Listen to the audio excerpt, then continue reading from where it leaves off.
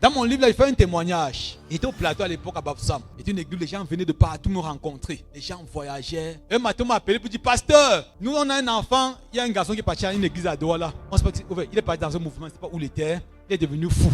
On l'a arrêté, sa famille est montée à dos, on l'a attrapé, on l'a attaché. Le gars était violent, on l'a attaché les pieds, les mains. Et après, on m'a appelé, quelqu'un de mon numéro m'a appelé que pasteur, pardon, il y a un autre enfant qui est devenu fou, s'il te plaît. Fais quelque chose pour nous. Il était là comme un grand pasteur. Il dit, venez ici là.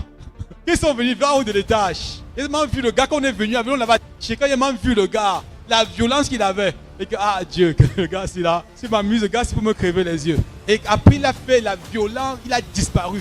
Il dit, pasteur, il fuit. Il m'a dit dans mon cœur que heureusement. Donc, heureusement. C'est le gars, c'est là.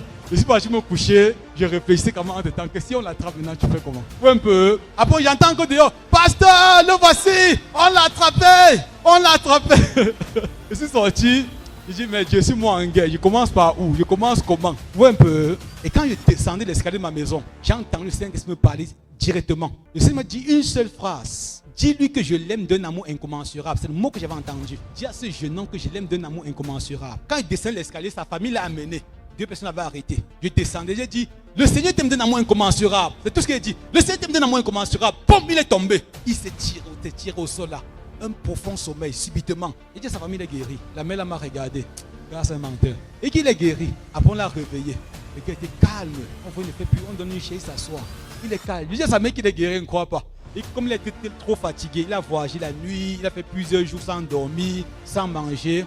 Amenez-le, il se repose. Donnez-le lait non sucré. Là, il boit pour reprendre ses forces. Qu'il dorme. Demain, il viendra, on va discuter. On est rentré avec lui. Le gars s'est reposé. Le lendemain, on l'a amené. J'ai discuté pendant près de 45 minutes, 1 heure de temps avec lui. Il est retourné. C'était fini. J'ai tombé la dépendance au Saint-Esprit.